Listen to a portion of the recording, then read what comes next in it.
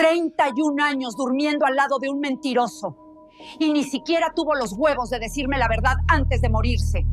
Eso era lo único que podía pensar mientras salía del despacho del abogado. Mi esposo acababa de morir, y su testamento le heredó todo a una desconocida de 33 años. Mi casa, mis ahorros, 31 años de matrimonio borrados con una firma. Yo sabía lo que eso significaba, o creía saberlo. Pero cuando esa mujer abrió la puerta y me mostró un documento con el apellido de mi esposo, el suelo desapareció bajo mis pies, porque lo que descubrí en esa casa cambió todo. Y en 72 horas, ella estaría llorando en mi puerta con el testamento rasgado en sus manos. Mi nombre es Patricia Morales. Tengo 61 años. Y esto es lo que pasó cuando el abogado leyó el testamento. Esta casa es mía. 31 años pagándola con mis propias manos. Pero el testamento dice que ahora le pertenece a una desconocida. Y cuando toqué esa puerta a las 11:17 de la mañana del martes 23 de abril, lista para gritarle a la amante de mi esposo muerto, lo que ella me mostró me dejó sin aire en los pulmones. Un papel, su nombre, una fecha y el apellido de mi esposo. No lloré cuando el abogado leyó esas palabras. No supliqué. Soy maestra jubilada. Pasé 37 años enseñando matemáticas y detectando mentiras en los ojos de adolescentes. Sé reconocer cuando algo no cuadra, y ese testamento no cuadraba. Pero lo que tampoco cuadraba era la fecha en ese documento. 2 años después de mi boda. 2 años después de que Roberto me prometiera ante Dios que yo era la única. Tomé mi bolso, miré al abogado a los ojos y dije con una calma que hasta a mí me asustó: voy a conocer a esa mujer, y cuando regrese, alguien va a tener que explicarme muchas cosas. El aire dentro del despacho del abogado olía a papel viejo y café quemado. La luz fluorescente del techo parpadeaba cada 5 segundos, creando un ritmo que me estaba volviendo loca. Todo parecía normal, un martes común. Gente caminando por la calle afuera, el ruido de los autos, pero mis manos temblaban tanto que tuve que sentarme sobre ellas. Rabia, pura rabia contenida durante los 14 días desde el funeral. Hace 2 semanas enterré al hombre con quien compartí 31 años de matrimonio, Roberto Morales. 63 años. Infarto fulminante a las 6:15 de la mañana del 9 de abril. Cayó en la cocina mientras yo preparaba el desayuno. Ni siquiera tuvo tiempo de decir adiós. Pensé que ese era el peor dolor que podría sentir. Estaba equivocada. El funeral fue un martes. Llovió. Recuerdo el olor a tierra mojada mezclándose con el de las flores blancas que mis hijos llevaron. Mis 3 hijos. Carlos, 42 años. Andrea, 39. Y Daniela, la más pequeña, 35. Los crié en esa casa de la calle Morelos, número 347. La casa que ahora, según un papel firmado 6 meses antes de la muerte de Roberto, ya no es mía. Durante el funeral, la madre de Roberto, doña Estela, de 87 años, se mantuvo en silencio. Demasiado silencio. Sus ojos evitaban los míos. Yo lo noté entonces, pero no le di importancia. Estaba llorando a mi esposo. No tenía cabeza para sospechas. Qué ingenua fui. Una semana después del entierro, el abogado Jiménez me llamó. Necesito que venga a mi despacho, señora Morales. Es sobre el testamento de su esposo. Su voz sonaba incómoda, como si tuviera que darme malas noticias. Y las tenía. El despacho quedaba en el centro, a 20 minutos de mi casa. De mi casa. Todavía la llamaba así. Entré a las 10:30 de la mañana del martes 23 de abril. El abogado Jiménez tenía un folder manila sobre el escritorio. No me ofreció café. Eso debió advertirme. Señora Patricia, su esposo dejó instrucciones muy específicas y luego leyó: la casa de la calle Morelos, las cuentas de ahorro, los certificados de inversión. Todo. Absolutamente todo iba para una tal Mónica Herrera Solís. 33 años, dirección en la colonia Jardines del Sur. Yo no conocía a ninguna Mónica Herrera, pero mi cerebro de inmediato armó la única explicación lógica: La amante. Sentí que el piso se movía bajo mis pies. 31 años. 11.315 días construyendo esa vida. Pagando esa casa con mi sueldo de maestra cuando Roberto perdió su trabajo en el 2009. Pintando cada pared. Eligiendo cada mueble. Criando a mis hijos en esa sala. Y ahora una desconocida se quedaba con todo. El abogado seguía hablando, pero yo ya no escuchaba. Solo veía la dirección escrita en el testamento. Calle Jazmín, número 112. Pero antes de continuar, revisa si ya estás suscrito al canal y deja tu like. Y dime en los comentarios, ¿desde dónde del mundo me estás escuchando? De verdad quiero saber hasta dónde ha llegado mi historia. Salí del despacho a las 11:03 de la mañana. El sol brillaba, hacía calor, la gente caminaba normal, comprando pan, hablando por teléfono, viviendo vidas normales, y yo acababa de perder la mía. Pero no lloré. No en la calle, no donde alguien pudiera verme. 37 años enseñando me enseñaron a mantener la compostura. Hasta en el infierno una mantiene la frente en alto. Saqué mi teléfono, busqué la dirección. Calle Jazmín, número 112. A 32 minutos de donde estaba. No llamé a mis hijos, no llamé a nadie.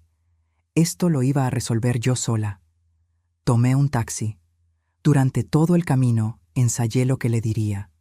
Pensaba gritar. Pensaba exigir respuestas. Pensaba sacar 31 años de furia contenida. Lo que no pensaba era que esa mujer me enseñaría un papel que cambiaría todo lo que creía saber sobre mi matrimonio.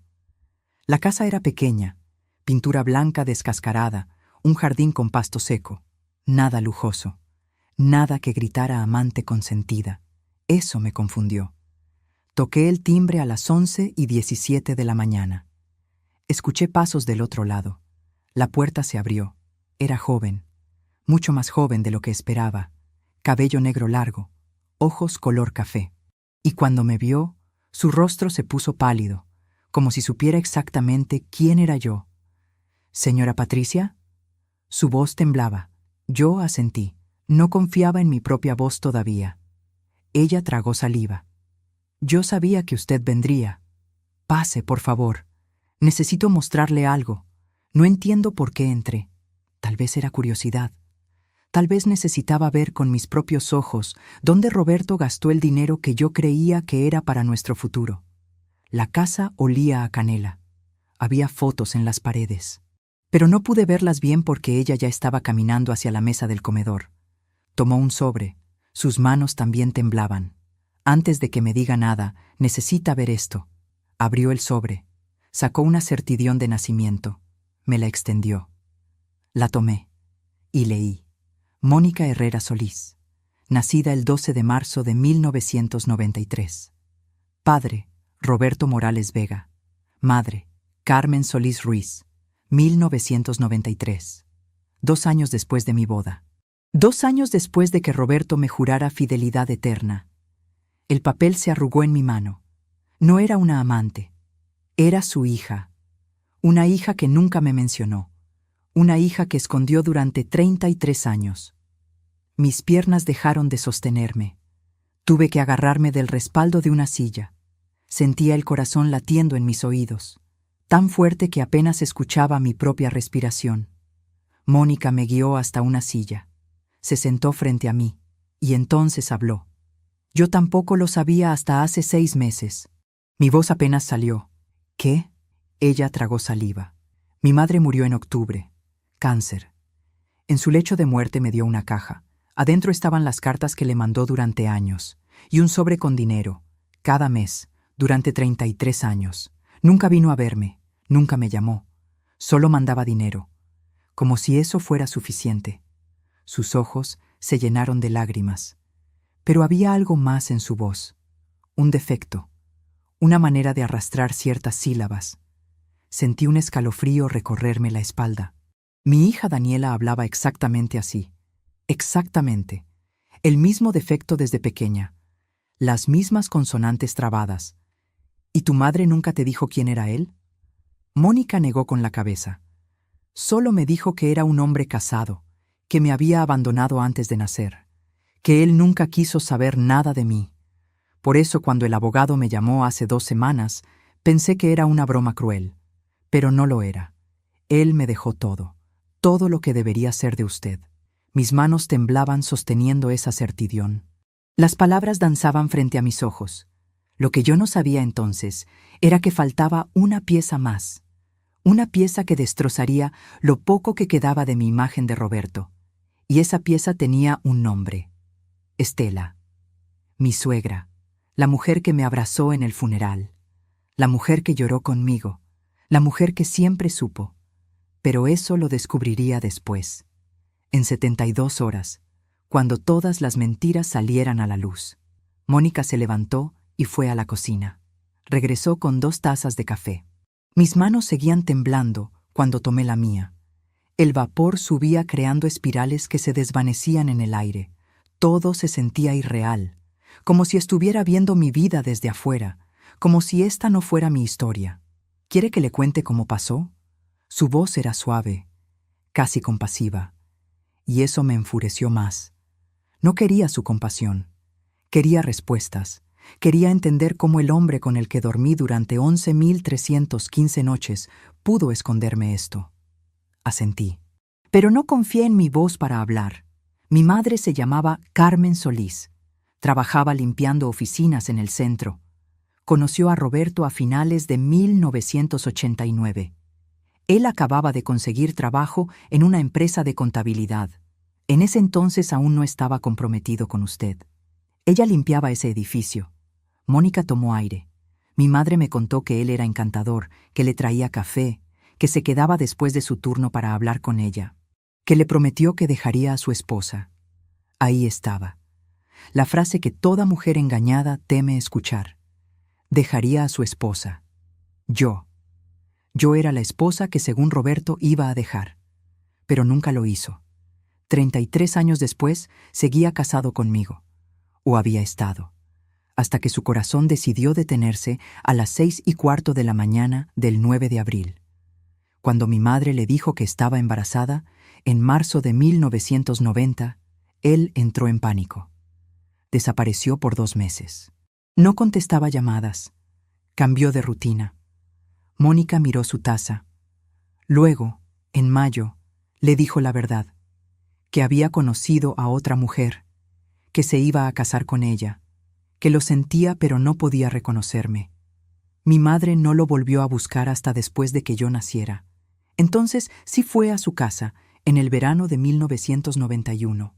Me dijo que lo vio con una mujer embarazada en el jardín, usted, y un bebé pequeño, y entendió que él había elegido.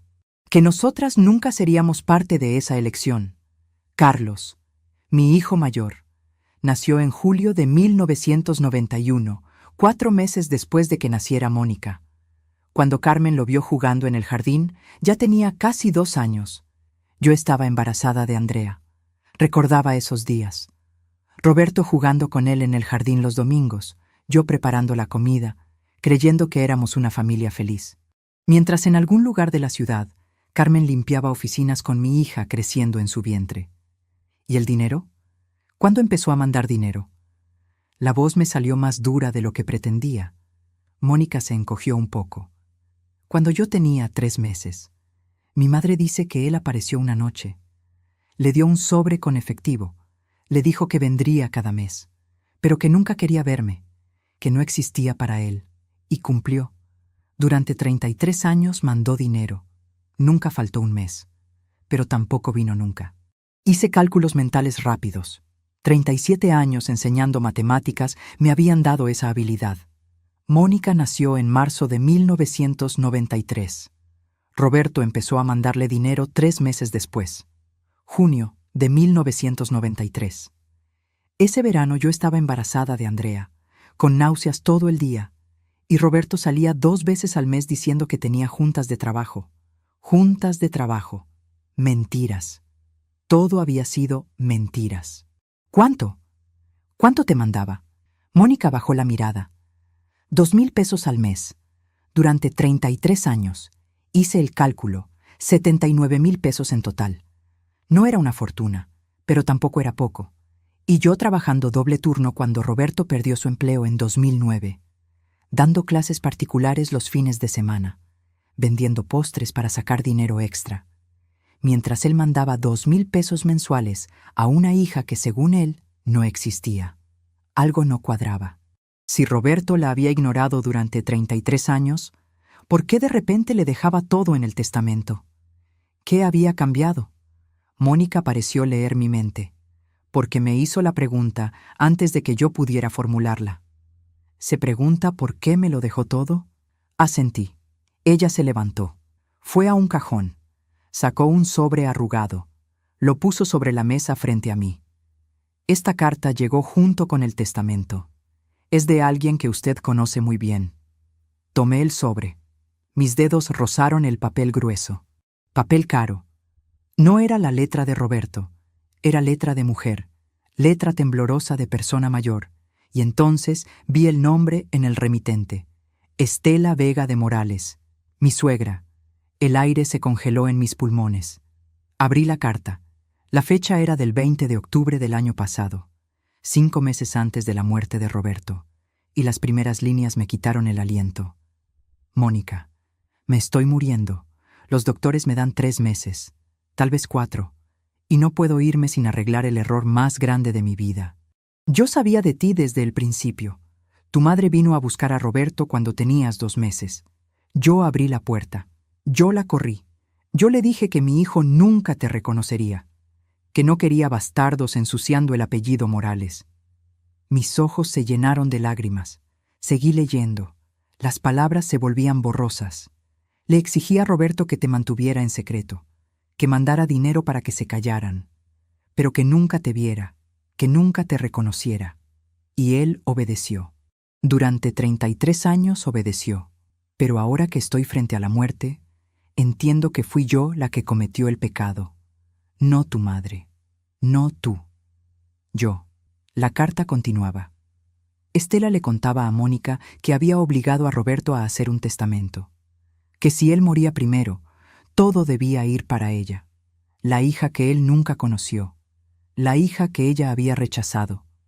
Era su manera de pedir perdón, su manera de arreglar décadas de crueldad. Solté la carta. Mis manos temblaban tanto que el papel cayó al suelo. Estela, la mujer que me enseñó a hacer el mole de Roberto, la que cuidó a mis hijos cuando yo trabajaba, la que me abrazó en mi boda y me dijo que era la hija que nunca tuvo. Esa mujer había sabido todo el tiempo, había orquestado todo, había convertido a su hijo en un mentiroso y a mí en una tonta. ¿Ella murió? Mi voz sonaba hueca. Mónica asintió. 3 semanas después de mandarme esa carta. 1 de noviembre. Doña Estela había muerto el 1 de noviembre. Yo estaba ahí, en el hospital, sosteniendo su mano. Mientras ella cerraba los ojos me dijo, «Cuida a Roberto, Patty. Prométeme que lo cuidarás». Y yo se lo prometí, sin saber que ella acababa de destruir mi futuro con ese testamento. Lo que yo no sabía entonces era que Mónica no me había contado todo. Había algo más, algo en las fechas, algo que no cuadraba. Y cuando lo descubriera 3 días después, cuando Mónica llegara a mi puerta llorando con el testamento rasgado, entendería que la traición de Roberto era mucho peor de lo que imaginaba, porque la fecha en esa certidumbre de nacimiento escondía un secreto que cambiaría todo. Me quedé sentada en esa silla durante 17 minutos. Sé que fueron exactamente 17 porque miraba el reloj en la pared cada 30 segundos, como si el tiempo pudiera darme respuestas. Las 11:34, las 11:35, las 11:36. Mónica no hablaba, solo esperaba. Esperaba a que yo procesara que mi vida entera había sido construida sobre mentiras. ¿Sabes qué es lo peor? No es el engaño. Es darme cuenta de todas las veces que lo supe, todas las veces que algo dentro de mí me dijo que algo estaba mal. Y yo elegí ignorarlo, porque era más fácil creer en la mentira que enfrentar la verdad. 1993. Febrero. Yo tenía 6 meses de embarazo de Andrea. Roberto llegaba tarde los martes y jueves, siempre los mismos días, siempre con la misma excusa. Junta de trabajo, Patty. Ya sabes cómo es el jefe. Yo asentía. Le calentaba la cena. Le preguntaba cómo había estado su día. Y él mentía. Mientras yo le servía arroz y frijoles, él mentía. Mientras le planchaba las camisas para el día siguiente, él mentía. Y en algún lugar de la ciudad, Carmen cargaba con su secreto, con nuestra hija, porque era nuestra. Aunque yo no lo supiera entonces. Abril de 1993. Encontré un recibo en el bolsillo de su pantalón. 2,000 pesos en efectivo retirados del banco. Le pregunté para qué era. Me dijo que había ayudado a un compañero de trabajo. Un compañero que tenía problemas. Yo le creí. Y seguí creyéndole cada mes. Durante 33 años. Julio de 2005. Roberto recibió una llamada a las 10:15 de la noche. Salió al jardín para contestar. Estuvo ahí 22 minutos. Lo cronometré porque la cena se estaba enfriando. Cuando regresó, le pregunté quién era. Mi madre, dijo. Estela tiene problemas para dormir. Quería platicar. Mentira. Doña Estela dormía a las 8 de la noche todos los días desde que yo la conocía. Pero yo no insistí, no quise pelear. Qué conveniente es la ignorancia cuando la verdad duele demasiado. Mónica me sacó de mis pensamientos. Señora Patricia, necesita tomar agua. Se ve muy pálida. Tomé el vaso que me ofrecía. El agua estaba fría. Me quemaba la garganta al bajar, como si hasta el agua rechazara estar dentro de mí. Solo faltaban 72 horas para que Mónica llegara a mi puerta llorando. 72 horas para que todo cambiara otra vez. Pero en ese momento yo no lo sabía. En ese momento solo quería respuestas. ¿Tu madre nunca intentó que él te conociera? Mónica negó con la cabeza. Al principio sí, cuando yo era pequeña, pero doña Estela siempre contestaba el teléfono. Siempre decía que Roberto no estaba, que no volviera a llamar. Una vez, cuando yo tenía 7 años, mi madre me llevó a la salida de su trabajo, solo para que lo viera, para que supiera qué cara tenía mi padre. ¿Y lo viste? Sí. Iba saliendo del edificio, con otros hombres, reía, se veía feliz, y yo era solo una niña de 7 años parada en la acera con su madre, invisible, menos que invisible, inexistente. Mi madre me apretó la mano y me dijo, «Ya viste, ese es tu papá, pero para él tú no existes, y nunca volveremos a buscarlo». Las lágrimas corrían por las mejillas de Mónica, pero había algo en su voz, algo que sonaba demasiado familiar, ese defecto al hablar, esas consonantes arrastradas, exactamente como Daniela, mi hija menor, 35 años, con el mismo problema del habla desde los 4 años. La llevamos con especialistas, con terapeutas. Nadie pudo corregirlo completamente. Es genético, dijeron los doctores. Viene de familia, viene de familia. Roberto nunca tuvo ese defecto. Yo tampoco, pero su hermano sí. El tío de Roberto que murió en los 80. Yo había visto fotos, había escuchado historias. Hablaba exactamente así. Y ahora 2 de las hijas de Roberto tenían lo mismo. 2 hijas que nunca se habían conocido. 2 hijas que compartían el mismo defecto, la misma sangre, el mismo padre mentiroso. Por un momento pensé que al menos había sido solo una vez. Un error. Una noche de debilidad en 1992. Una aventura que duró unos meses y terminó. Que después de eso Roberto había sido fiel. Que los siguientes 31 años habían sido solo míos. Quería creer eso. Necesitaba creer eso. ¿Tu madre volvió a verlo después de que nacieras? Mónica tomó aire. Una vez más. Cuando yo tenía 12 años, en 2005, mi madre necesitaba dinero para una operación, una hernia. No podía trabajar. Roberto había dejado de mandar dinero 3 meses antes. 2005. El año que Roberto dijo que su empresa estaba en problemas. El año que dejamos de salir a cenar. El año que cancelamos las vacaciones familiares. Crisis económica, me dijo. Tenemos que apretarnos el cinturón, Patty. Y yo le creí. Vendí mi joyería, las pocas piezas de oro que mi madre me había dejado, para ayudar con los gastos de la casa. mientras él dejaba de mandar dinero a su otra hija. ¿Y qué pasó cuando tu madre lo buscó? Mónica miró hacia la ventana. Él le dijo que ya no podía seguir mandando dinero, que su esposa, usted, se estaba dando cuenta, que era muy arriesgado. Mi madre lloró. Le suplicó. Le mostró los papeles del hospital. Él sacó 1,000 pesos de su cartera y se los dio. Y le dijo que no volviera a buscarlo nunca, que eso era todo lo que iba a darle. 1,000 pesos. El precio de 33 años de silencio. El precio de una hija abandonada. Sentí náuseas. Roberto. Mi Roberto. El hombre que lloraba viendo películas. El que rescataba perros callejeros. El que jugaba con nuestros nietos los domingos. Ese hombre le había dado 1,000 pesos a una mujer enferma y le había dicho que desapareciera. Pero había algo más. Algo que Mónica no me estaba diciendo. Lo veía en sus ojos, en la manera en que sus dedos tambaleaban nerviosamente sobre la mesa. Hay algo más, ¿verdad? Mi voz salió más firme de lo que esperaba. Mónica palideció.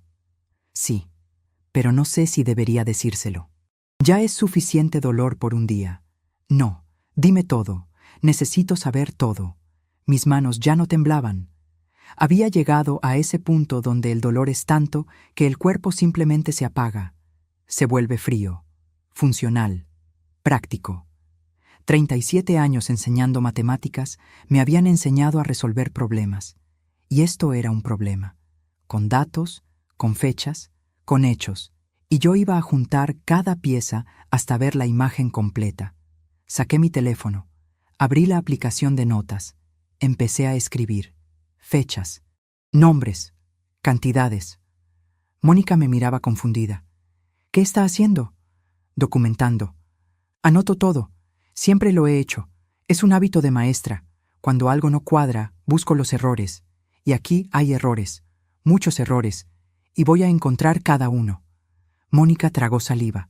Está bien, se lo diré. Pero prométame que se quedará sentada. Prométame que no saldrá corriendo. Porque lo que voy a decirle es peor de lo que imagina. Asentí, aunque no estaba segura de poder cumplir esa promesa. La fecha. La fecha de mi nacimiento.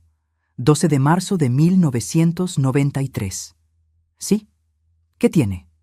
Mónica cerró los ojos. Cuando llegó el testamento, hice cuentas. Quería saber cuándo exactamente mi padre me abandonó. Cuándo decidió que yo no valía la pena. Así que conté hacia atrás. 9 meses desde mi nacimiento. Junio de 1992. Junio de 1990. Él me propuso matrimonio cuando Carmen ya tenía 3 meses de embarazo de Mónica. Yo no sabía nada. Creía que era el hombre perfecto. El doctor me había ordenado reposo. Roberto fue muy atento, muy cariñoso. Venía del trabajo directo a casa. Me traía flores, me hacía masajes en los pies. Me decía que era la mujer más hermosa del mundo. Y todo ese tiempo. Mónica continuó. Pero hay algo más. Hace 3 días decidí buscar a mi madre biológica, a Carmen. Quería respuestas que solo ella podía darme. La encontré en un asilo. Tiene 72 años. Ya no está muy bien de salud. Y cuando le pregunté por Roberto, me dijo algo que no entiendo. ¿Qué te dijo? Mi voz era un susurro. Mónica me miró directamente a los ojos.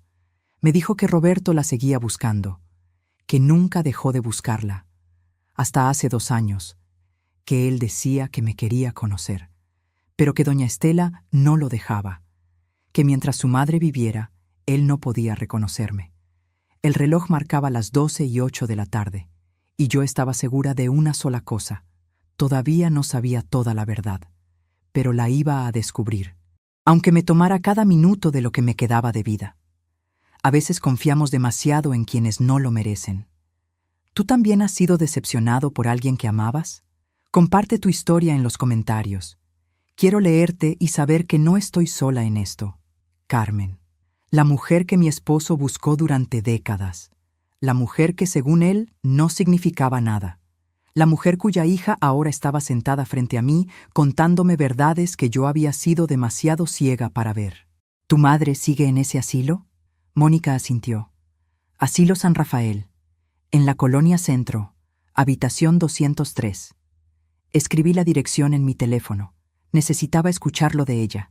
Necesitaba oír de su boca cómo había sido. Si Roberto la amó. Si fui solo la esposa conveniente, mientras ella era la verdadera historia de amor. Necesitaba saber si mi vida entera había sido el papel secundario en la historia de otro. Pero antes de ir, necesitaba volver a casa. Necesitaba ver las fotos, los documentos, las cuentas bancarias, los recibos. Si Roberto había estado mandando dinero durante 33 años, tenía que haber dejado rastros, y yo iba a encontrar cada uno. Me levanté. Las piernas apenas me sostenían. Mónica se puso de pie también. Señora Patricia, yo no quiero esa casa. No quiero su dinero. No quiero nada que le pertenezca. Cuando supe que usted existía, cuando supe que había hijos, nietos, toda una familia, le dije al abogado que rechazaba la herencia. Pero me dijo que legalmente no podía, que tenía que aceptarla primero y luego decidir qué hacer. Por un segundo sentí esperanza. Una pequeña chispa de alivio. Tal vez esto se podía arreglar. Tal vez podíamos dividir todo. Tal vez. Entonces, ¿vas a rechazar la herencia? Mónica bajó la mirada. No lo sé. Es lo único que mi padre me dejó. Lo único que prueba que yo existí para él. Aunque fuera al final. Aunque fuera por culpa de una vieja moribunda buscando redención. Y ahí estaba. La verdad. Mónica no iba a rechazar nada, y yo no podía culparla. Pero eso no quitaba el hecho de que 31 años de mi vida estaban ahora en manos de una extraña que llevaba la sangre de mi esposo, una extraña que era mi hijastra, una extraña que tenía más derecho legal sobre mi futuro que yo misma. Salí de esa casa a las 12:23 de la tarde. El sol seguía brillando. El mundo seguía girando. Y yo seguía viva aunque por dentro me sentía muerta. Llegué a mi casa a la 1:04, la casa de la calle Morelos. Mi casa, por ahora. Entré y todo olía a Roberto. Su colonia, su café, su presencia fantasma en cada rincón. Abrí las ventanas. Necesitaba aire. Necesitaba que algo se moviera porque yo me sentía congelada en el tiempo. Fui a nuestro cuarto. Nuestro. Qué irónico.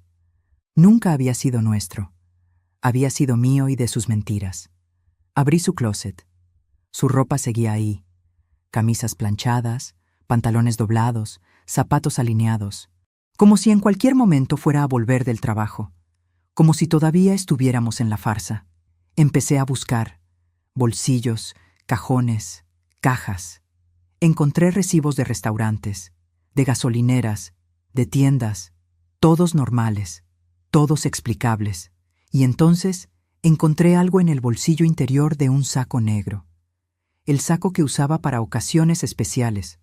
Una fotografía, pequeña, tamaño cartera, doblada por la mitad. La abrí, y el aire se me escapó. Era una niña, 5 o 6 años, cabello negro largo, sonrisa con dientes chuecos, uniforme escolar, y detrás, con letra de Roberto, Mónica, primer año de primaria, 1998. 1998, el año que Andrea hizo su primera comunión, el año que Carlos ganó un premio de matemáticas, el año que yo organicé la fiesta de 15 años de la hija de mi hermana en nuestra casa, el año que Roberto dijo que no teníamos dinero para un viaje familiar, y todo ese tiempo llevaba una foto de ella en su bolsillo. La llevaba consigo, mientras nos tomaba fotos a nosotros, mientras sonreía en las cenas familiares, mientras me besaba en las mañanas. La llevaba consigo. No lloré. Algo dentro de mí se había roto tanto que las lágrimas ya no encontraban salida. Solo doblé la foto y la guardé en mi bolso. Evidencia. Todo era evidencia ahora. Seguí buscando. En su escritorio encontré una caja de metal, cerrada con llave.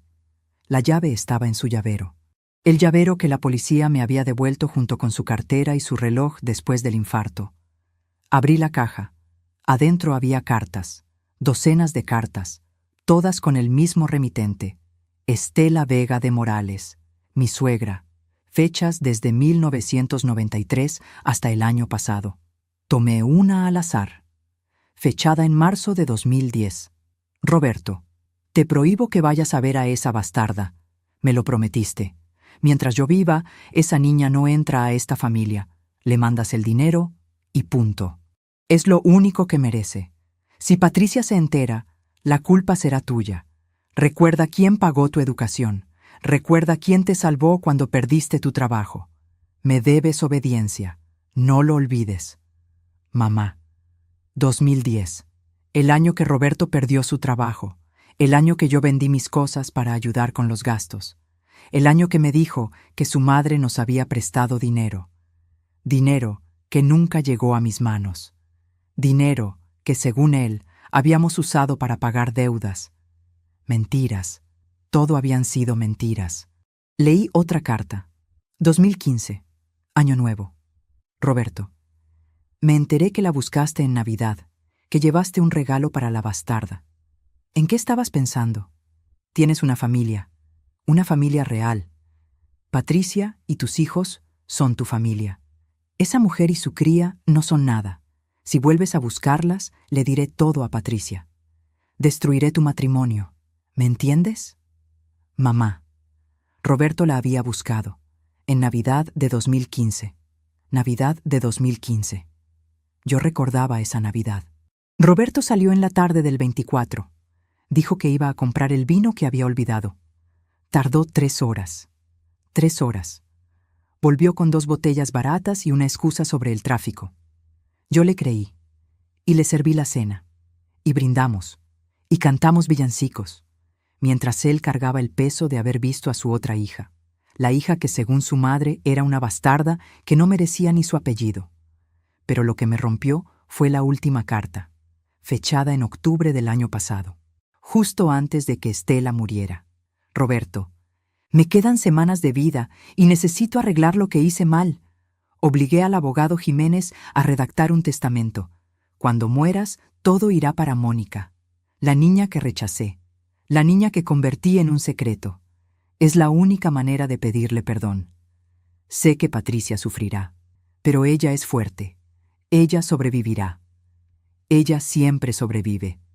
En cambio, Mónica no tiene a nadie. Solo tiene lo que tú le dejes.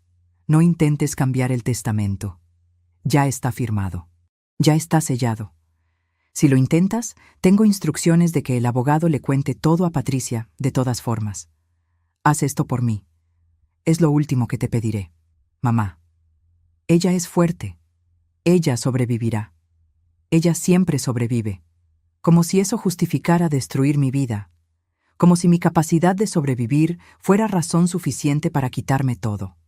Como si 31 años de matrimonio valieran menos que la culpa de una vieja en su lecho de muerte. Doblé las cartas cuidadosamente. Las puse en mi bolso. Junto con la fotografía. Junto con los recibos. Junto con cada pedazo de evidencia que estaba juntando. Porque algo dentro de mí sabía que esto no había terminado, que faltaba una pieza más, una pieza que cambiaría todo. El teléfono sonó. Era Carlos, mi hijo mayor. Mamá, ¿dónde estás? Te hemos llamado todo el día. Estaban preocupados. Mis 3 hijos. Querían saber si estaba bien, si necesitaba algo, si podían ayudarme con los trámites del testamento. Hijos amorosos. Hijos presentes, hijos que Roberto había elegido sobre Mónica, pero que también había traicionado con sus mentiras. Estoy bien, hijo, solo resolviendo cosas. Los veo mañana. Colgué antes de que pudiera preguntar más. No estaba lista para decirles. No estaba lista para ver sus caras cuando supieran que su padre había tenido otra hija, que su abuela había sido cruel, que su familia perfecta había sido una mentira. Eran las 3:47 de la tarde, y yo tenía una decisión que tomar. Podía quedarme en casa llorando, o podía ir al asilo San Rafael, habitación 203, a escuchar la versión de Carmen, la otra mujer, la mujer que conoció a Roberto antes que la máscara, la mujer que tal vez sabía quién era él realmente. Me cambié de ropa, me puse la blusa que mi madre me había regalado hace 20 años. La blusa de lino blanco con bordados en el cuello. simple, digna. Me miré en el espejo. 61 años, cabello gris, arrugas en la frente, ojos cansados, pero la frente en alto. Siempre la frente en alto. No iba a darle el gusto a nadie de verme destruida. Me destruiría en privado. Pero en público, Patricia Morales caminaba con dignidad. Salí de casa a las 4:12, y en exactamente 68 horas, todo lo que creía saber volvería a cambiar. Porque Mónica encontraría algo en las fechas, algo que ni ella ni yo habíamos visto, y cuando lo descubriera, llegaría a mi puerta llorando, con el testamento en pedazos, y con una verdad que era peor que todas las mentiras juntas. El asilo San Rafael olía a desinfectante y a comida recalentada. Las paredes eran color crema, el tipo de color que intenta ser alegre pero solo logra ser triste. Una enfermera en la recepción me miró con la misma sonrisa cansada que probablemente le daba a todos los visitantes. Vengo a ver a Carmen Solís. Habitación 203. La enfermera revisó su computadora. Es familiar de la señora Carmen. Dudé. Mentí.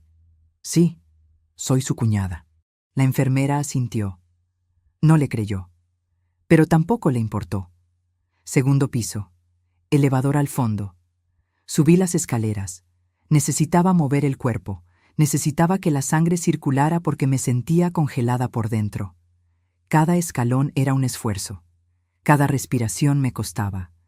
Pero seguí subiendo, peldaño tras peldaño, hasta llegar al segundo piso. Habitación 203. La puerta estaba entreabierta. Toqué suavemente. Una voz débil respondió desde adentro. Adelante. Empujé la puerta. Carmen Solís estaba sentada en una silla junto a la ventana. 72 años. Cabello blanco recogido en un moño. Piel arrugada. Manos temblorosas sobre su regazo.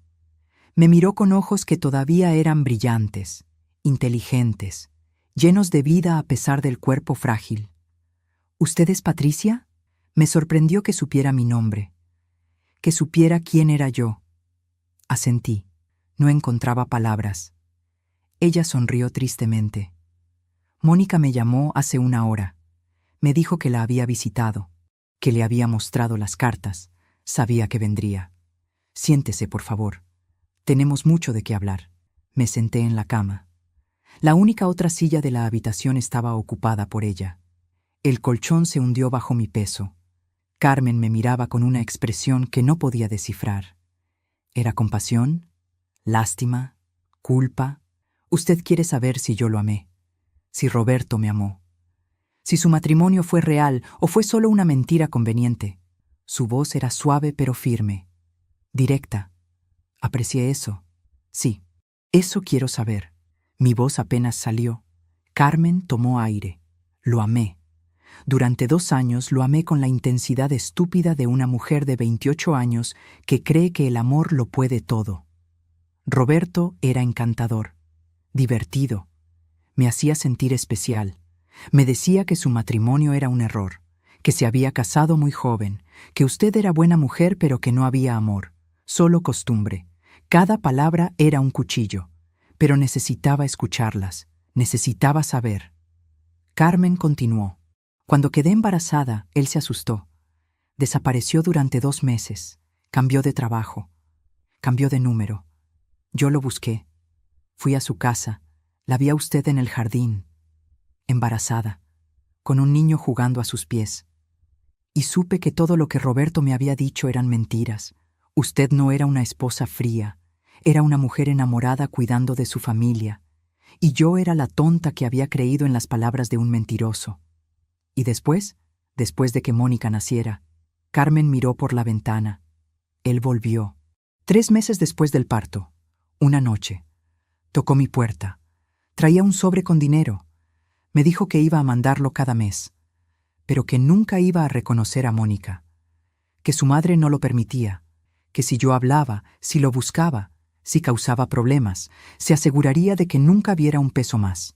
Yo acepté, porque era madre soltera, porque limpiaba oficinas, porque 2,000 pesos al mes era la diferencia entre comer o no comer. El silencio llenó la habitación. Afuera se escuchaban las voces de las enfermeras, el ruido de una camilla rodando por el pasillo.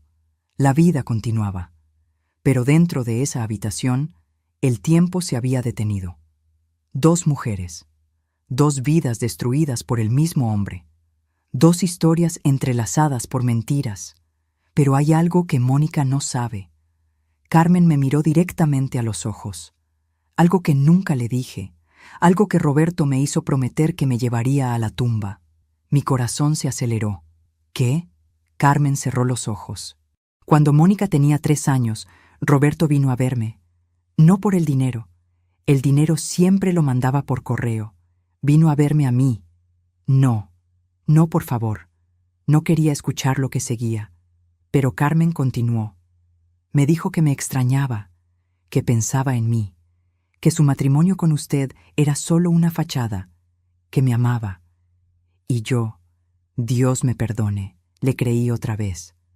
Durante 6 meses nos vimos, en hoteles baratos, en su carro, en cualquier lugar donde nadie nos conociera. Y entonces quedé embarazada otra vez. El mundo se detuvo, otra vez. ¿Qué? Mi voz era un grito ahogado. Carmen abrió los ojos. Estaban llenos de lágrimas. Perdí ese bebé a las 8 semanas. Pero cuando se lo dije a Roberto, ¿sabe qué hizo? Se rió. Se rió y me dijo que era lo mejor, que un bastardo era suficiente, que 2 hubiera sido un desastre. Y luego me dio 5,000 pesos, como si eso pagara la vida que perdí, como si eso pagara el corazón que me rompió por segunda vez. 1996. Hice el cálculo rápidamente. Si el embarazo era de 8 semanas cuando lo perdió. Si Mónica tenía 3 años. 1996. El año que Daniela cumplió 6 años. El año que Andrea tuvo varicela y yo pasé 2 semanas sin dormir cuidándola. El año que Roberto era tan atento, tan cariñoso, tan presente. Y todo ese tiempo estaba con Carmen, embarazándola, riéndose de su dolor.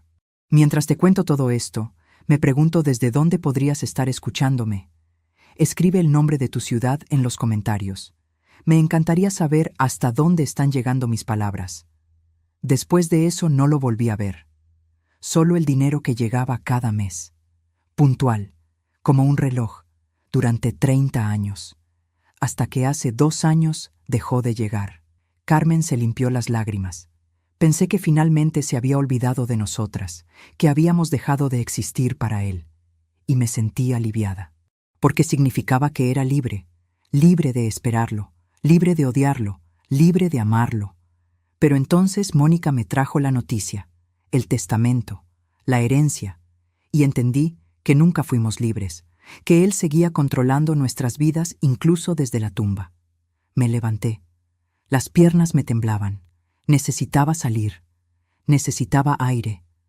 Carmen, ¿Roberto alguna vez mencionó por qué dejó de mandar dinero hace 2 años? Carmen asintió. Mónica lo investigó. Fue cuando doña Estela se enfermó, cuando le diagnosticaron el cáncer. Ella lo obligó a dejar de mandar dinero.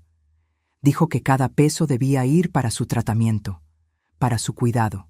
Roberto obedeció. Como siempre, obedecía a su madre, doña Estela, la mujer que yo cuidé durante su enfermedad, la mujer que me pedía que me quedara con ella en el hospital, que le leyera, que le diera de comer. Yo dejé mi trabajo de medio tiempo para cuidarla esos últimos 6 meses, y ella usó ese tiempo para planear cómo quitarme todo.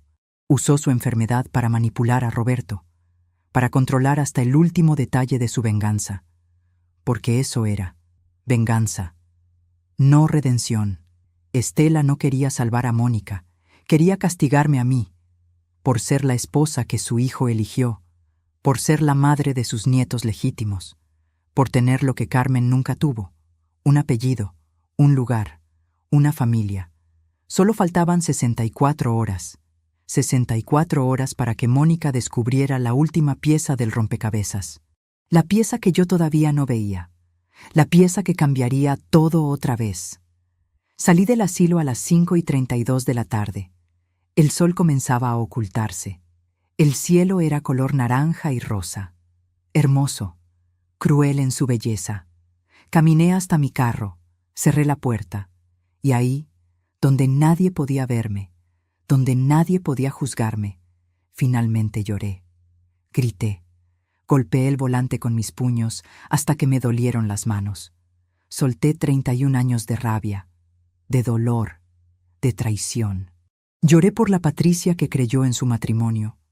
Lloré por la Patricia que defendía a Roberto ante sus amigas cuando decían que ningún hombre era confiable. Lloré por la Patricia que vendió su joyería, que trabajó doble turno, que sacrificó sus sueños. Lloré por todas las Patricias que fui, y por la Patricia que nunca volvería a ser, cuando ya no me quedaban lágrimas, cuando mi garganta estaba en carne viva de tanto gritar. Saqué mi teléfono. Busqué el contacto. Abogada Ramírez. Una amiga de la universidad, especialista en herencias, en testamentos, en encontrar huecos legales. Marqué. Ella contestó al tercer timbre. Patricia, qué sorpresa. ¿Cómo estás? No estoy bien, Lucía. Y necesito tu ayuda. Necesito que revises un testamento. Necesito saber si hay manera de impugnarlo. Y necesito saber hasta dónde puedo llegar legalmente para recuperar lo que es mío. Lucía escuchó mientras yo le contaba todo, cada detalle, cada fecha, cada carta. Cuando terminé, ella guardó silencio durante largos segundos. Finalmente habló. Patricia, no puedo prometerte nada, pero mándame todo lo que tienes, fotos de las cartas, copias del testamento, todo. Voy a revisarlo. Y si hay un hueco, lo voy a encontrar. Colgué.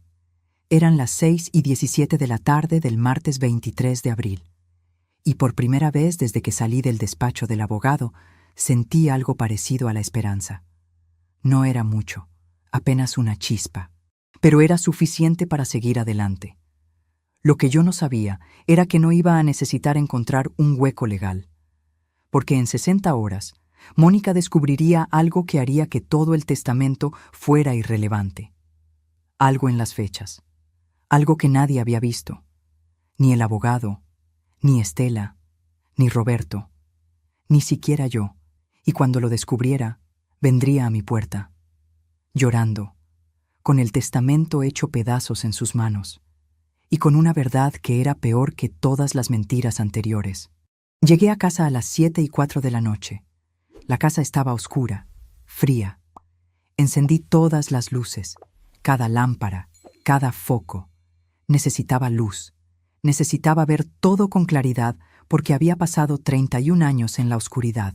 Fui al estudio de Roberto, su santuario, el lugar donde pasaba horas según él trabajando, revisando cuentas, haciendo presupuestos. Empecé a abrir cada cajón, a sacar cada papel, a fotografiar cada documento. Lucía los necesitaba. Pero más que eso, yo necesitaba saber. Necesitaba ver exactamente cuánto había gastado Roberto en sus mentiras. En el tercer cajón encontré una libreta vieja, de esas con espiral y hojas amarillentas. La abrí, y ahí estaba. La contabilidad perfecta de un mentiroso. Columnas pulcras, fechas exactas, cantidades precisas. Marzo 1993, Carmen, 2,000 pesos. Abril 1993, Carmen, 2,000 pesos. Mayo 1993, Carmen, 2,000 pesos. Seguía, página tras página, año tras año, 33 años de pagos mensuales.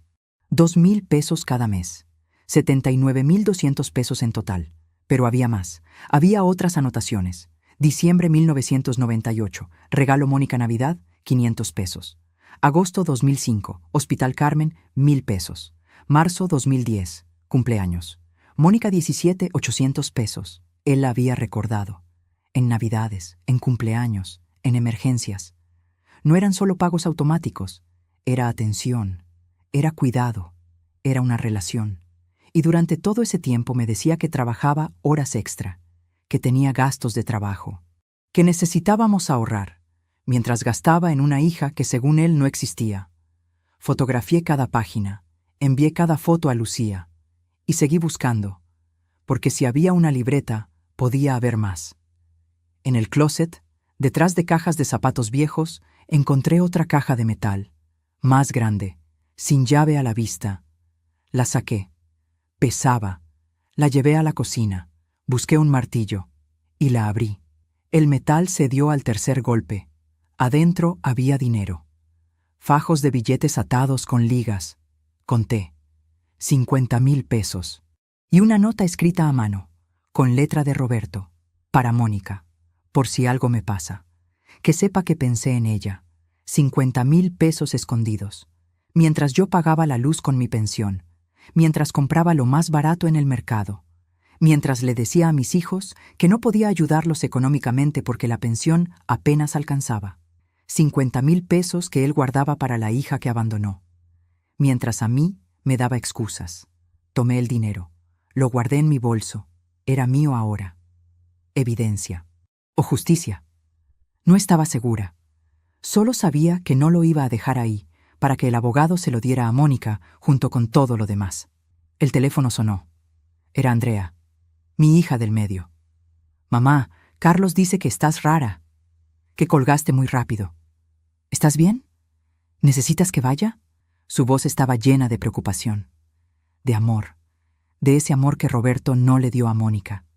Y sentí rabia porque mis hijos eran buenos, eran presentes, eran todo lo que él no fue. «Estoy bien, mi amor, solo cansada.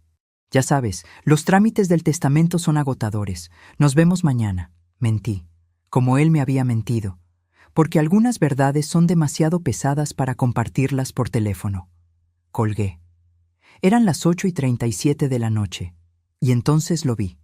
Un sobre manila debajo de la pila de papeles que había sacado del escritorio. Lo abrí. Adentro había extractos bancarios, de una cuenta que no conocía. Banco Nacional. Cuenta número 4,89,56,32,147. A nombre de Roberto Morales Vega. Revisé los movimientos, depósitos mensuales, retiros mensuales, pero no eran 2,000 pesos, eran 5,000 cada mes. Durante los últimos 10 años, 50,000 pesos al año, 500,000 pesos en total. Mi mente trabajaba rápido. En la libreta decía 2,000 pesos al mes. En la cuenta bancaria eran 5,000. ¿Dónde estaban los otros 3,000? ¿A dónde iban? Carmen solo recibía 2,000. Mónica nunca mencionó más dinero. Entonces, ¿dónde? Seguí revisando. Y entonces vi otro nombre en las transferencias. Transferencia mensual. Estela Vega de Morales. 3,000 pesos cada mes. Durante 10 años. 360,000 pesos. Roberto le pagaba a su madre.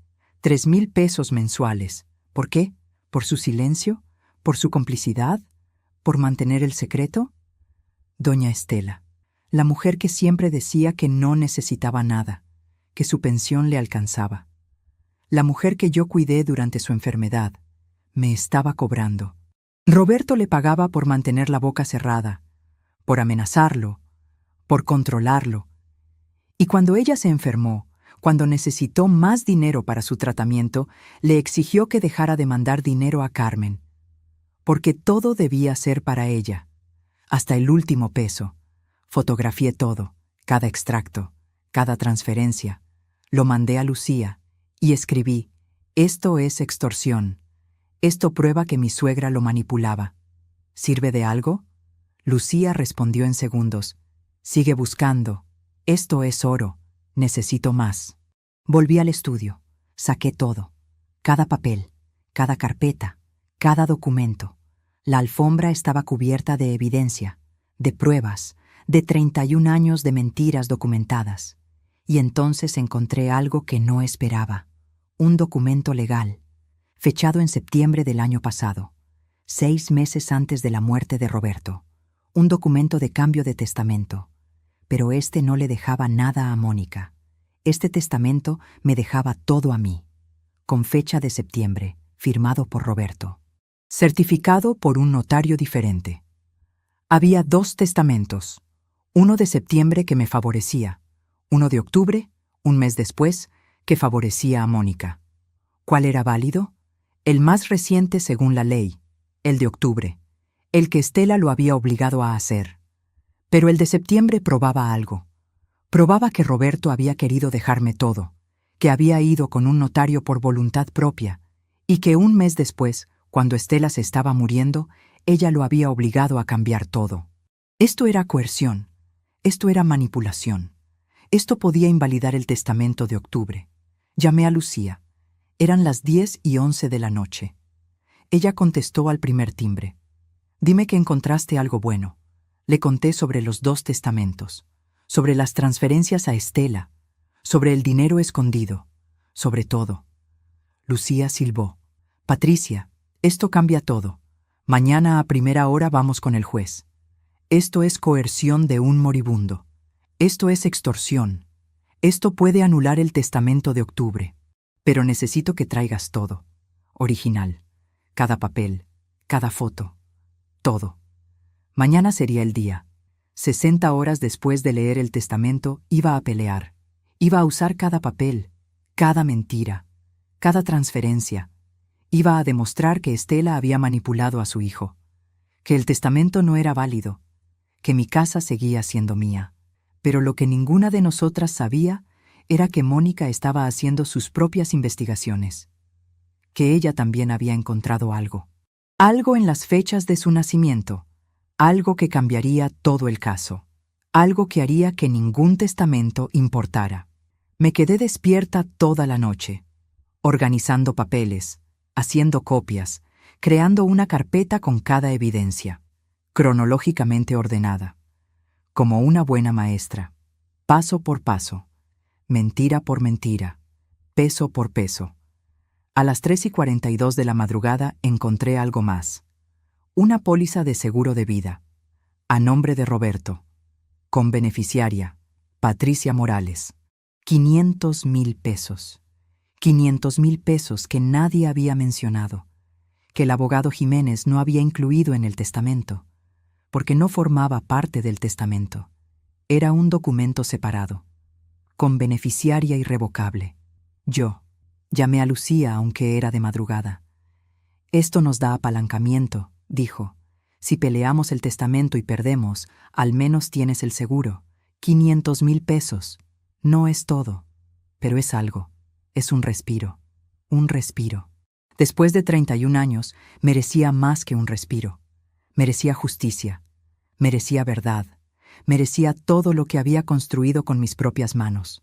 A las 6 de la mañana del miércoles 24 de abril me bañé. Me vestí con mi mejor ropa. Pantalón negro, blusa blanca, saco gris, zapatos cerrados. Me vi en el espejo. Parecía abogada, parecía profesional, parecía alguien que sabía lo que hacía, aunque por dentro temblaba de miedo y rabia. Lucía pasó por mí a las 7:30.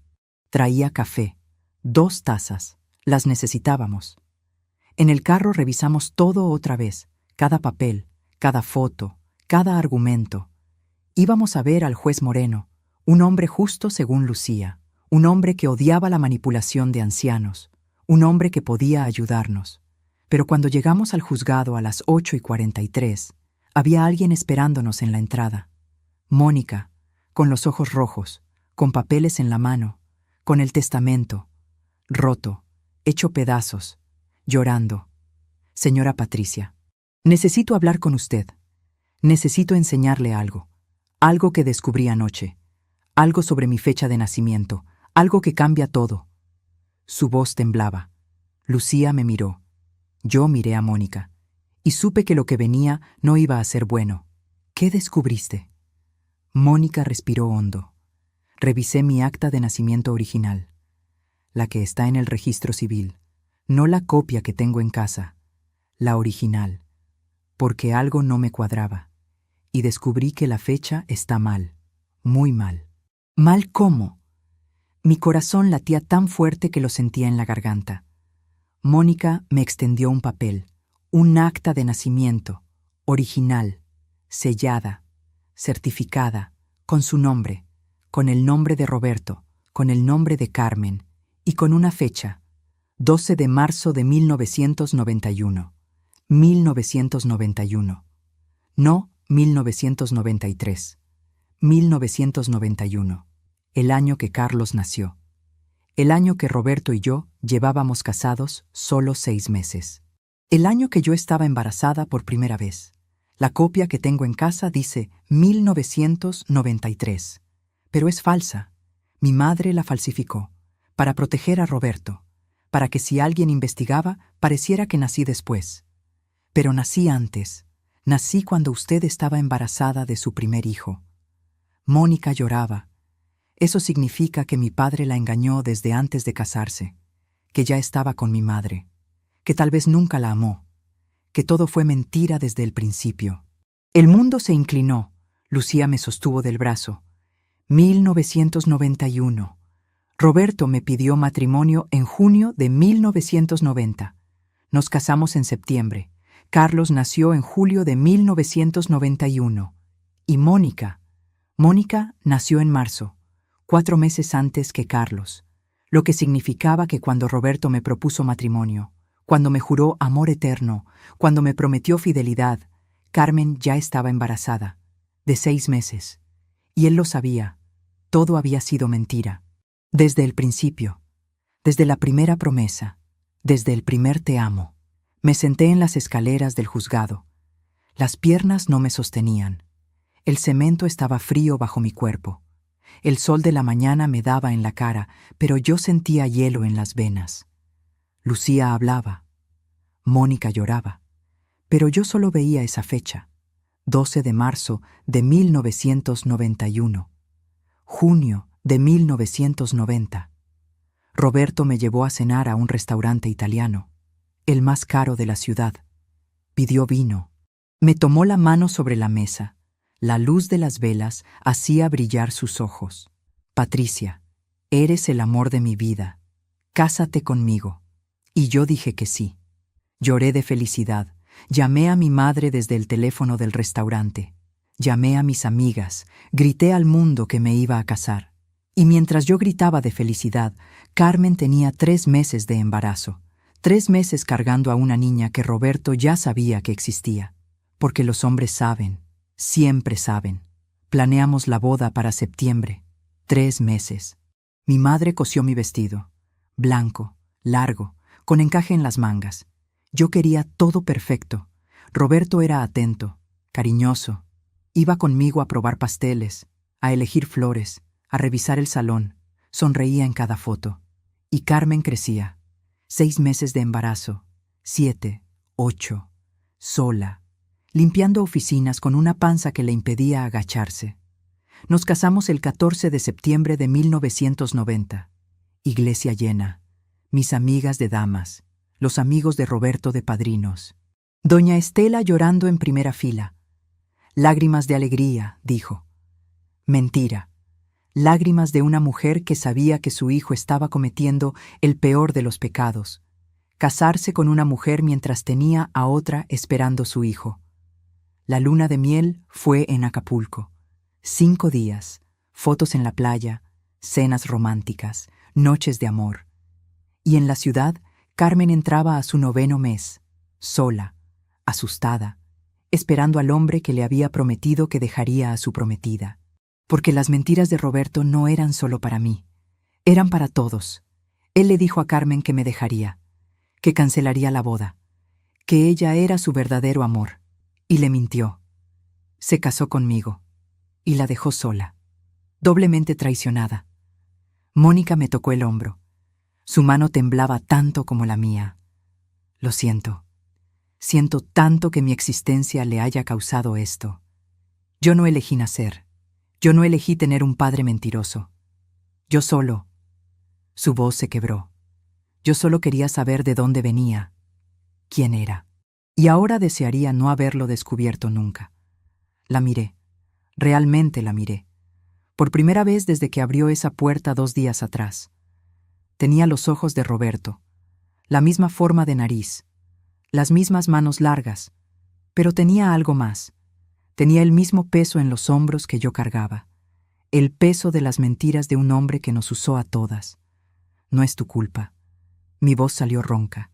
Tú eres la víctima tanto como yo, más que yo. Al menos yo tuve un apellido, tuve una casa, tuve hijos reconocidos. Tú solo tuviste silencio y dinero manchado de culpa. Mónica sollozó. Se sentó a mi lado en las escaleras. 2 mujeres, 30 años de diferencia, unidas por el mismo dolor. Lucía guardó los papeles. Patricia, necesito que decidas algo. Podemos seguir con la demanda. Podemos pelear el testamento. Tienes evidencia de coerción de Estela. Tienes probabilidades de ganar. Oh, se detuvo. Podemos buscar otra solución. Una que no requiera que ustedes dos se destruyan en una corte. Miré a Mónica. Ella me miró. Y en sus ojos vi algo que no esperaba. Vi esperanza. Vi deseo de familia. Vi a una niña de 33 años que nunca tuvo padre, que nunca tuvo hermanos, que nunca tuvo un lugar a donde pertenecer. Y yo tenía una casa llena de recuerdos de un mentiroso, una pensión que apenas alcanzaba, y 3 hijos que me amaban, pero que no podían sostenerme económicamente porque tenían sus propias vidas, sus propias familias. ¿Tú qué quieres hacer?, le pregunté a Mónica. Ella se limpió las lágrimas. Yo no quiero su casa. No quiero dormir en la cama donde usted durmió con él. No quiero caminar por pasillos donde sus hijos crecieron.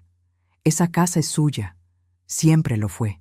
Mi madre falsificó mi acta de nacimiento para proteger a Roberto, para que pareciera que nací después, para que nadie supiera que él la engañó desde antes de casarse.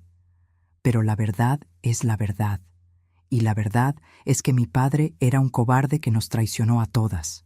Entonces, ¿por qué viniste aquí? ¿Por qué no simplemente rechazaste la herencia? Mónica tragó saliva. Porque el abogado Jiménez me dijo que si rechazaba todo, usted tampoco recibiría nada. Que todo iría a un proceso legal largo, que podían pasar años. Y usted necesita esa casa, necesita ese dinero. Yo tengo trabajo, tengo un departamento rentado, tengo mi vida, pequeña, simple, pero mía. Usted tiene 61 años, no tiene tiempo para esperar años en un proceso legal. Lucía intervino. Es cierto, si Mónica rechaza formalmente la herencia, todo entra en litigio. Los herederos legales son los hijos de Patricia, pero el proceso puede tardar entre 2 y 5 años, y durante ese tiempo nadie puede tocar nada, ni la casa, ni el dinero, ni las cuentas. Nada. El viento soplaba, movía las hojas de los árboles cercanos, hacía sonidos como susurros, como secretos siendo contados. El sol subía en el cielo.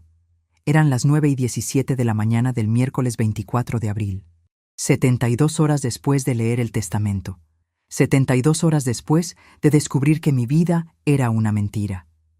Y aquí estaba, sentada en las escaleras de un juzgado, con la hija bastarda de mi esposo, decidiendo el futuro de ambas. Hay otra opción. Lucía habló despacio, como si estuviera pisando terreno peligroso. Mónica puede aceptar la herencia, y luego puede venderle la casa a Patricia, a precio justo, y dividir las cuentas, 50-50. Así ambas tienen algo. Ambas pueden seguir adelante. ¿Venderme mi propia casa? La ironía era tan absurda que casi me río. Casi. Mónica negó con la cabeza. No, no voy a hacer eso. Voy a hacer otra cosa. Se levantó, se puso frente a mí, sacó el testamento de su bolso, el papel que el abogado Jiménez le había dado, y lo rasgó. 1 vez, 2 veces, 3 veces, hasta que fue solo confeti en sus manos. ¿Qué haces? Mónica sonrió entre lágrimas. Estoy rechazando una herencia construida sobre mentiras. Estoy rechazando el último intento de mi abuela de controlar vidas desde su tumba. Estoy rechazando ser parte de esta maldita historia. Lucía, ¿hay manera de que ella reciba lo que es suyo sin que yo tenga que aceptar primero? Lucía pensó. Sí, si presentamos el acta de nacimiento original, la de 1991, podemos argumentar que el testamento fue hecho bajo información falsa, que Roberto no sabía la fecha real del nacimiento de Mónica, que si hubiera sabido que nació antes de su matrimonio con Patricia, nunca hubiera hecho ese testamento, porque significaría admitir que engañó a Patricia desde antes de casarse. Es complejo, pero se puede hacer. ¿Y funcionaría? Mi voz apenas salía. Lucía asintió. Tengo un 80% de probabilidades de éxito, especialmente con toda la evidencia que encontraste. Las cartas de Estela, los pagos, la extorsión, todo suma. Podemos argumentar que el testamento debe ser invalidado y que la herencia debe ir según la ley, a la esposa legal, a ti, Patricia. Mónica me extendió su mano. Ayúdeme a levantarme. Tomé su mano. Era suave, cálida. Me ayudó a pararme. Quedamos frente a frente. 2 mujeres, 2 víctimas, 2 sobrevivientes. Señora Patricia, yo no tuve padre, pero tal vez podría tener algo más, algo que elegimos, no algo que nos fue impuesto por las mentiras de un muerto. ¿Qué estás diciendo? Ella sonrió. Estoy diciendo que rechazo el dinero, rechazo la casa, rechazo todo lo que él me dejó, pero no la rechazo a usted.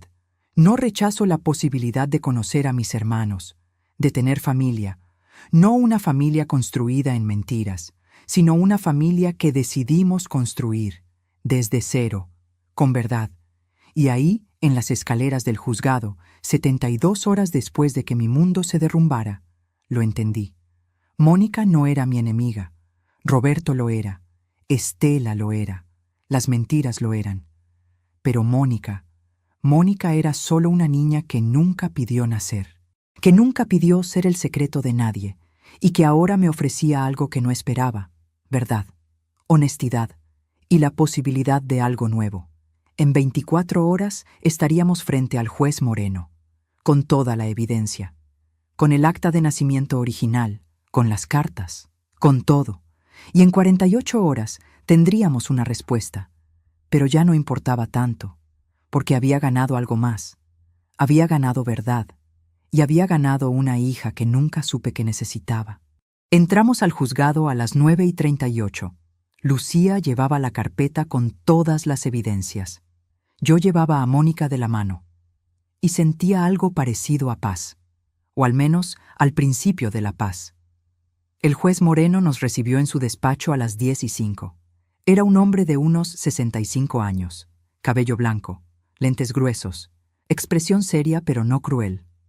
Buenos días. Abogada Ramírez, me dijo por teléfono que tenían un caso urgente de testamento bajo coerción. Siéntense, por favor. Lucía explicó todo. El testamento que dejaba todo a Mónica, las cartas de Estela, los pagos durante 33 años, la extorsión, los 2 testamentos, y finalmente el acta de nacimiento original, la que probaba que Mónica nació en 1991, no en 1993. El juez escuchaba, tomaba notas. Cuando Lucía terminó, se quitó los lentes, los limpió y miró a Mónica. Señorita Herrera, ¿entiende usted que si este testamento es invalidado, no recibirá nada? Legalmente, usted no tiene derecho sobre la herencia porque nació fuera del matrimonio y nunca fue reconocida. Todo iría a la señora Patricia como esposa legal. ¿Está segura de que quiere proceder? Mónica asintió. Estoy segura, su señoría. Yo no quiero nada que le pertenezca a la señora Patricia. Ella pagó esa casa durante 31 años. Ella vivió con las mentiras. Yo solo viví con la ausencia. No es lo mismo. El dolor no es el mismo. Y la justicia no debe ser la misma. El juez me miró. Señora Patricia, ¿usted qué opina? Tomé aire. Su señoría, durante 2 días he odiado a esta mujer sin conocerla, pero la verdad es que ella es otra víctima. Y si hay justicia en este mundo, esa justicia debe incluirla a ella también. No quiero quitarle todo. Quiero que ambas tengamos algo, pero necesito mi casa, necesito dignidad. El juez asintió. Revisaré todo. El viernes a las 10 de la mañana tendrán una respuesta, pero les adelanto algo. Estas cartas, estos pagos de la señora Estela, esto es extorsión clara, y un testamento hecho bajo extorsión no es válido.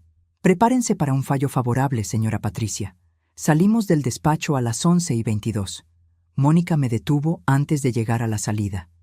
Señora Patricia, ¿puedo preguntarle algo? Su voz se quebró.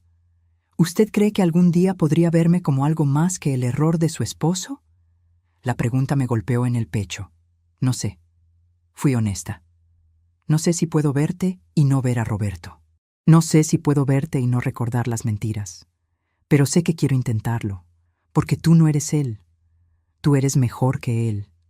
Y mereces una oportunidad que él nunca te dio. Mónica lloró. La abracé. Y fue liberador. Porque al abrazarla, estaba soltando el odio. Estaba eligiendo perdón. No para él, para mí. Lucía nos llevó a desayunar. Pedimos chilaquiles y café. Y mientras comíamos, hablamos. Mónica me contó de su vida, de su trabajo como secretaria en una escuela primaria, de cómo nunca se había casado porque tenía miedo de terminar como su madre. Yo le conté de mis hijos, de Carlos, Andrea y Daniela, de mis 5 nietos. Le dije que todos tenían los ojos de Roberto. Todos cargaban algo de él, lo bueno y lo malo. ¿Cree que ellos querrán conocerme? La pregunta era tímida. No lo sé, pero van a decidirlo, porque esta noche los voy a reunir y les voy a decir la verdad, toda la verdad, sobre su padre, sobre su abuela, sobre ti. Mónica palideció. ¿Y si me odian? Es posible. Pero también es posible que entiendan que tú no eres el enemigo, que el enemigo ya está muerto. Llegué a casa a las 2:15. Llamé a mis 3 hijos. Vengan a las 6. Necesito hablar con ustedes. Es importante. Los 3 dijeron que sí. Confundidos pero obedientes. Saqué todas las evidencias. Las puse sobre la mesa del comedor. Las cartas, los extractos bancarios, la fotografía de Mónica, el acta de nacimiento. Todo. A las 5:53 empezaron a llegar. Carlos con su esposa Ana, Andrea sola, Daniela con su novio Miguel. Todos se sentaron mirándome con preocupación. «Mamá, ¿estás bien?» Pasó todo. Mi voz salió firme. Les voy a contar una historia. No me interrumpan. No hagan preguntas hasta que termine. Y cuando termine, van a entender por qué papá no fue el hombre que ustedes creyeron que era. Y les conté. Cada detalle. Cada fecha. Cada mentira. Vi sus caras cambiar. De confusión a shock. De shock a rabia. Carlos apretaba los puños. Andrea lloraba. Daniela miraba las evidencias como si fueran veneno. Cuando terminé, el silencio llenó la sala. Finalmente, Carlos habló. ¿Dónde está ella? ¿Dónde está Mónica? Porque si papá nos hizo esto a nosotros, no puedo imaginar lo que le hizo a ella. Sentí orgullo. Orgullo de haber criado a un hijo que pensaba en otros. Ella está en su casa, esperando el fallo del juez. Andrea se limpió las lágrimas.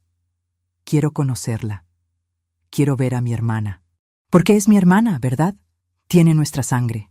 Daniela se tocó la garganta. El defecto del habla. Ella lo tiene también, ¿verdad? Asentí. Exactamente igual que tú. Es genético. Del lado de los Morales. Daniela rió amargamente. Entonces tengo más en común con una desconocida que con el padre que creí conocer. Todavía me pregunto si hice lo correcto. ¿Y tú? ¿Qué habrías hecho en mi lugar? Dime en los comentarios. De verdad quiero saber qué piensas. Les mostré la foto de Mónica a los 6 años. Carlos la tomó. Tiene los ojos de papá. Y la sonrisa. Dios, es como ver fotos de Daniela de pequeña. Andrea la miró también. Es nuestra hermana. Y ella no tiene culpa. Nadie tiene culpa excepto papá y la abuela. No todo. Fui honesta. Yo creo que su amor por ustedes era real. Era su manera de compensar. Pero su amor no justifica sus acciones. Sus acciones fueron crueles. Con Mónica, con Carmen, conmigo. Carlos se levantó. Llámala. Dile que venga. Ahora. Tenemos 33 años de tiempo perdido que recuperar. ¿Estás seguro? Él asintió. Andrea y Daniela también asintieron. Mamá, llámala. Marqué su número. Señora Patricia, Mónica, ¿puedes venir a mi casa? Hay unas personas que quieren conocerte. Silencio. Luego, un sollozo. ¿Sus hijos? Sí. Mis hijos. Tus hermanos. Si tú quieres. Voy para allá. Dame 20 minutos. Fueron los 20 minutos más largos de mi vida. Carlos caminaba de un lado a otro, Andrea miraba la foto una y otra vez. Daniela revisaba el acta de nacimiento.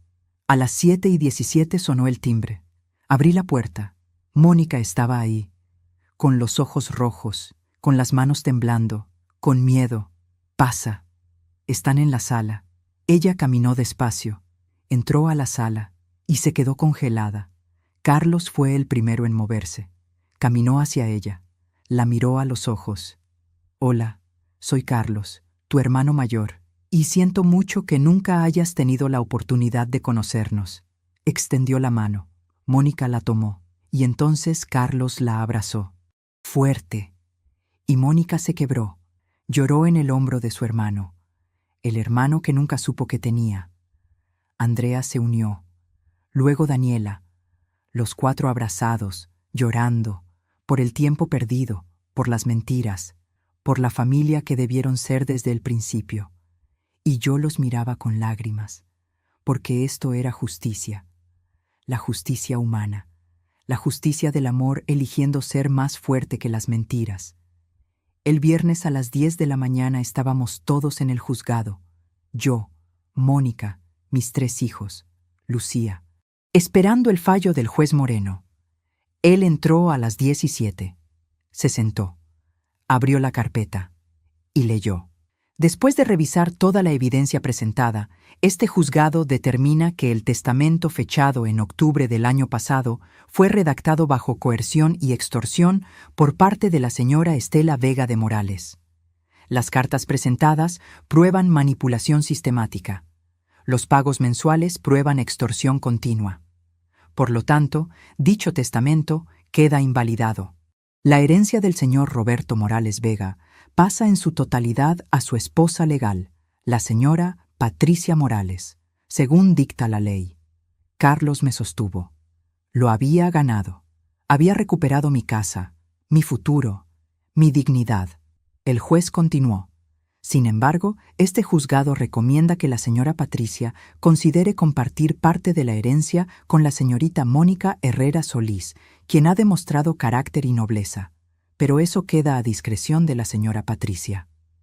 Miré a Mónica. Ella miraba al suelo, resignada. Me levanté. Su señoría, no necesito recomendaciones, ya sé lo que voy a hacer. Voy a dividir las cuentas bancarias. 50-50. Mónica recibirá la mitad de los ahorros, la mitad de las inversiones y la mitad del seguro de vida.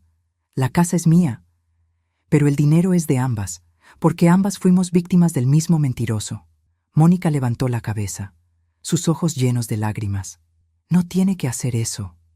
Sí tengo que hacerlo, porque es justo, porque tú mereces algo de tu padre, y porque quiero que empieces tu vida nueva con algo más que dolor y ausencia. El juez sonrió. Así se hará. Mónica Herrera Solís recibirá el 50% de las cuentas bancarias y certificados de inversión. La señora Patricia Morales se queda con la propiedad y el otro 50%. Se cierra el caso. Salimos del juzgado a las 11:32. El sol brillaba. El cielo era azul. Mónica me abrazó. Gracias. Gracias por darme más de lo que merecía. Le devolví el abrazo.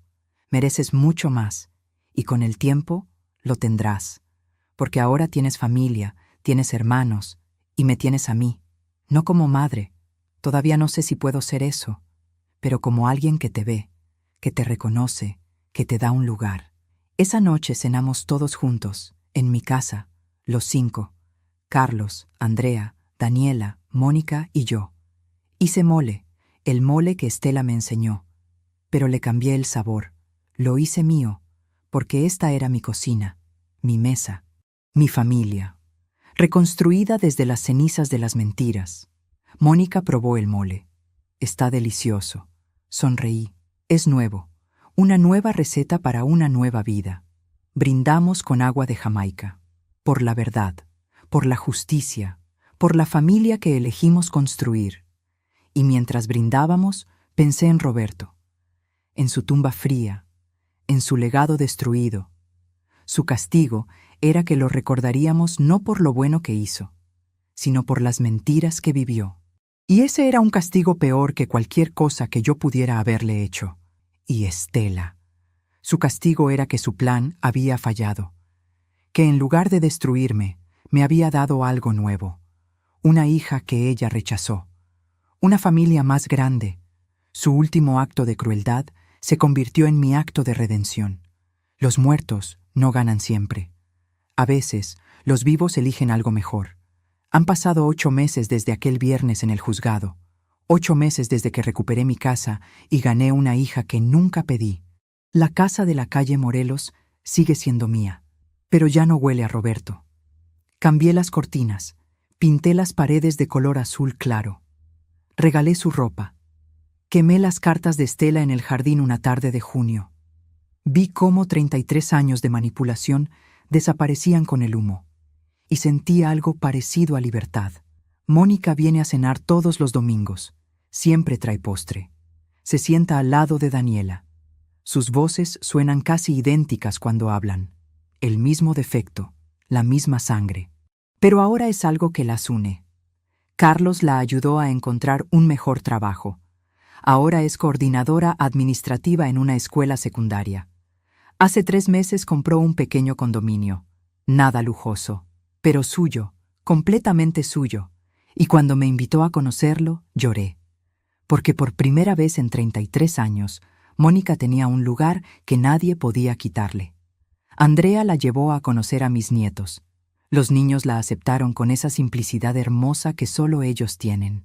Tía Mónica, les dijimos. Ahora ella va a sus juegos de fútbol y festivales escolares. Y cuando la veo aplaudir en las gradas, veo a Roberto. Pero ya no duele tanto. Ella es mejor que él. Con el dinero que le di, Mónica pagó deudas de su madre. Carmen sigue en el asilo con todo pagado por los próximos 5 años. Yo fui una vez. Carmen me miró con lágrimas. Lo siento, me dijo. Yo tomé su mano. Las dos fuimos engañadas.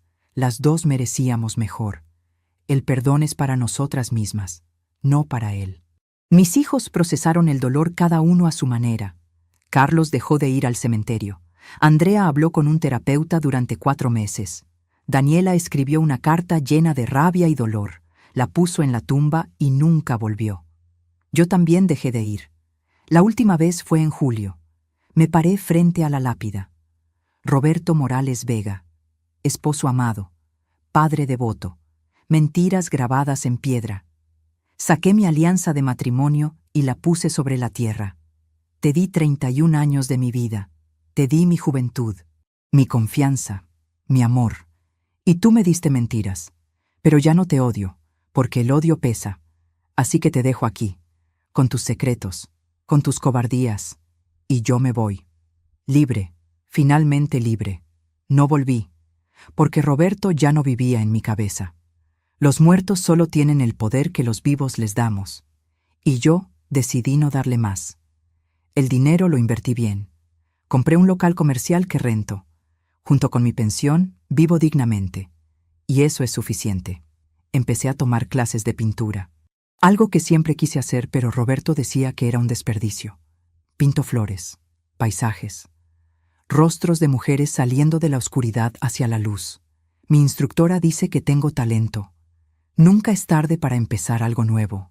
Nunca es tarde para descubrir quién eres cuando las mentiras ya no te definen. Hace 2 semanas el abogado Jiménez me llamó. Había encontrado una carta escrita por Roberto 2 días antes de su muerte. Nunca la envió. ¿La quería? Dudé, pero necesitaba cerrar ese capítulo completamente. El sobre era blanco, simple, mi nombre con su letra. Lo abrí en mi carro con las manos temblando. Patricia.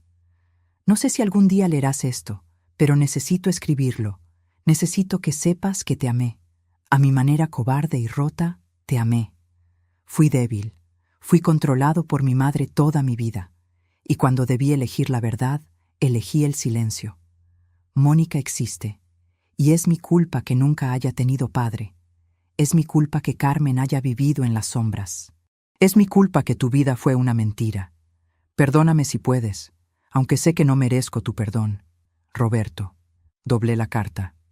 Y no lloré. Esas palabras llegaban tarde. 33 años tarde. Las disculpas que llegan solo cuando el mentiroso siente que se acaba el tiempo No valen nada. Le mostré la carta a Mónica esa noche. Ella la leyó. Me la devolvió. Él sabía. Siempre supo. Y eligió el silencio. Esa es su sentencia. Hay algo que aprendí en estos 8 meses. La sangre no garantiza el respeto. El tiempo compartido no garantiza la verdad. Y el amor no justifica las mentiras. Las personas te mostrarán quiénes son. Créeles. No inventes versiones mejores en tu cabeza. No justifiques lo injustificable. Y si algún día descubres que tu vida fue construida sobre mentiras, recuerda esto. Tú no eres las mentiras. Tú eres quien decides ser después de conocer la verdad. Puedes elegir el odio, o puedes elegir reconstruir, elegir verdad, elegir dignidad, elegir vida. Mónica se ha convertido en Mónica, una mujer que eligió el camino difícil, que rechazó el dinero fácil. Y yo me he convertido en Patricia, no la esposa de Roberto, solo Patricia, una mujer que sobrevivió a la peor traición y decidió que eso no la definiría. Anoche cené con mis 4 hijos. Sí, 4. Porque Mónica es mi hija ahora. No por sangre, sino por elección. La familia que elegimos construir es más fuerte que la familia que nos imponen las circunstancias. Reímos. Contamos historias.